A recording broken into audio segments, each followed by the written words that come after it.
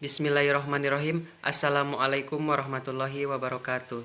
Alhamdulillahirabbil alamin wa bihi nasta'inu ala umuri dunya waddin wa ala alihi washabi azmain amma ba'du. Pertama-tama dan yang paling utama, marilah kita panjatkan puji syukur kehadirat Allah Subhanahu wa taala. Tak lupa sholawat dan salam marilah kita limpah curahkan kepada baginda kita Nabi besar Muhammad sallallahu alaihi wasallam. Perkenalkan, kami dari kelompok 2 yang beranggotakan 20 orang. Di antaranya Agnis Medina, Anggriana, Anissa Rahmawati, Cahya Dewi, Destin Fitri, Dewi Kristiani, Dilari Hadatul, Irma Yuniar, Muhammad Fatan, Nabila Azahra, Revi Zahwa, Siska Safira, Sofi Azkania, Sofiah Aini, Sri Mulyati, Sani Azkia, Fiska Kusdiantika, Yuni Mulyani, Korota Ayun, dan saya sendiri Zaki Ahmad Naupal. Kami di sini akan mempresentasikan mengenai memanusiakan manusia. Untuk materi pertama akan disampaikan oleh saya sendiri. Yang pertama, mengenai manusia dan keadilan. Pengertian keadilan. Keadilan adalah kondisi kebenaran ideal secara moral mengenai sesuatu hal, baik menyangkut benda atau orang. Menurut Kamus Umum Bahasa Indonesia, susunan WJS Purwadarminta, kata adil berarti tidak berat sebelah atau memihak manapun, tidak sewenang-wenang. Sedangkan menurut istilah, keadilan adalah pengakuan dan perlakuan yang seimbang antara hak dan kewajiban. Macam-macam keadilan. Yang pertama ada yang disebut keadilan komutatif, yang kedua ada keadilan distributif, yang ketiga keadilan legal, yang keempat keadilan vindikatif, yang kelima keadilan kreatif, yang keenam keadilan protektif. Hubungan manusia dan keadilan. Dari uraian di atas, jelas sudah pembahasan mengenai manusia dan keadilan, di mana manusia adalah makhluk yang diciptakan dalam bentuk yang sebaik-baiknya dan dalam bentuk yang berpasang-pasangan.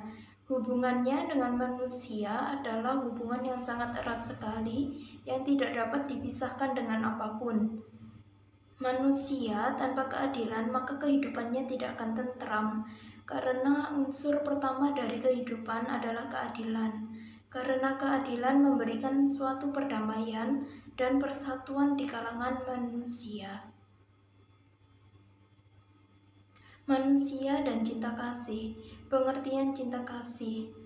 Cinta adalah rasa sangat suka atau sayang atau kepada ataupun rasa sangat kasih atau sangat tertarik hatinya. Sedangkan kata kasih artinya perasaan sayang atau cinta atau kepada atau sangat menaruh belas kasihan. Dengan demikian, cinta kasih dapat diartikan sebagai perasaan suka atau sayang kepada seseorang yang disertai dengan menaruh belas kasihan. Terdapat perbedaan antara cinta dan kasih. Cinta lebih mengandung pengertian tentang rasa yang mendalam, sedangkan kasih merupakan pengungkapan untuk mengeluarkan rasa mengarah kepada yang dicintai. Manusia dan penderitaan. Penderitaan berasal dari kata derita. Derita berasal dari bahasa Sanskerta yang artinya menahan atau menanggung.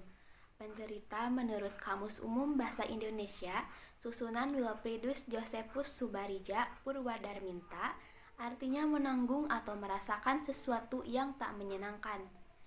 Ditinjau dari sifatnya, penderitaan dapat dibagi menjadi dua, yaitu pertama, penderitaan fisik. Penderitaan fisik adalah perasaan yang tidak menyenangkan yang ditanggung oleh badan atau jasmani seseorang. Kedua, penderitaan batin. Penderitaan batin adalah perasaan yang tidak menyenangkan yang hanya dirasakan di dalam hati atau perasaan yang mengganggu pemikiran dan jiwa seseorang. Penderitaan batin bisa muncul dikarenakan kehidupan sosial yang dialami oleh penderita. Manusia dan tanggung jawab. Tanggung jawab menurut Kamus Umum Bahasa Indonesia adalah keadaan wajib menanggung segala sesuatunya. Tanggung jawab adalah kesadaran manusia akan tingkah laku atau perbuatannya yang disengaja maupun yang tidak disengaja. Tanggung jawab juga berarti berbuat sebagai perwujudan kesadaran akan kewajibannya. Kewajiban dibagi menjadi dua bagian, yaitu pertama, kewajiban terbatas. Kewajiban terbatas adalah kewajiban yang tanggung jawabnya diberlakukan kepada setiap orang sama atau tidak dibeda-bedakan. Contohnya, undang-undang larangan membunuh, mencuri, dan lain-lain. Kedua, kewajiban tidak terbatas.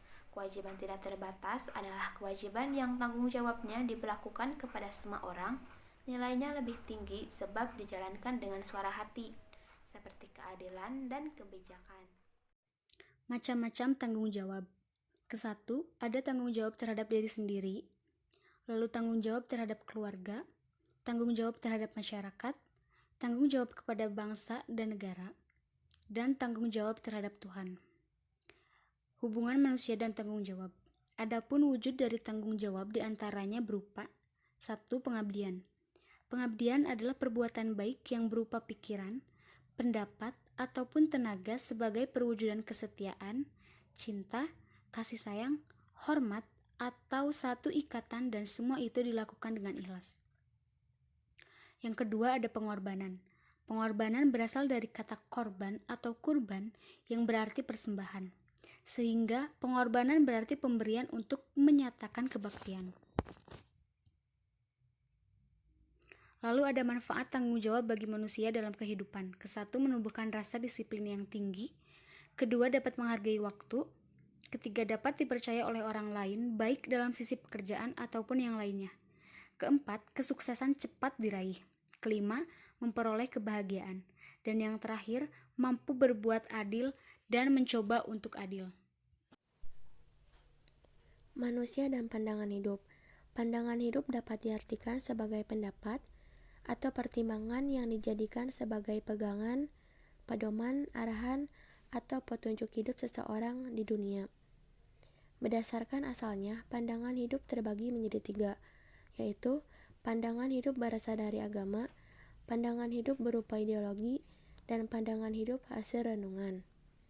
Pandangan hidup terdiri dari 4 unsur yang tidak terpisahkan antara lain. Yang pertama, cita-cita. Kedua, kebijakan berbuat baik dalam segala hal dapat membuat seseorang merasa bahagia, damai, dan tentram. Yang ketiga, usaha atau perjuangan. Yang keempat, keyakinan dan kepercayaan. Yang selanjutnya, manusia dan kegelisahan. Kegelisahan merupakan salah satu ekspresi kecemasan, kekhawatiran, atau ketakutan. Kegelisahan terbagi menjadi kegelisahan negatif dan positif.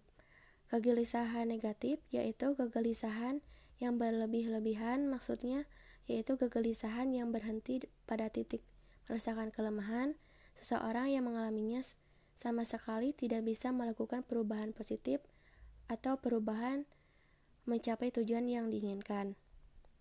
Kegelisahan positif yaitu dasar kehidupan atau kesadaran yang dapat menjadikan ruh dalam memecahkan permasalahan, sebagai tanda peringatan, kehati-hatian, dan kewaspadaan terhadap bahaya-bahaya yang datang secara tiba-tiba dan tidak terduga.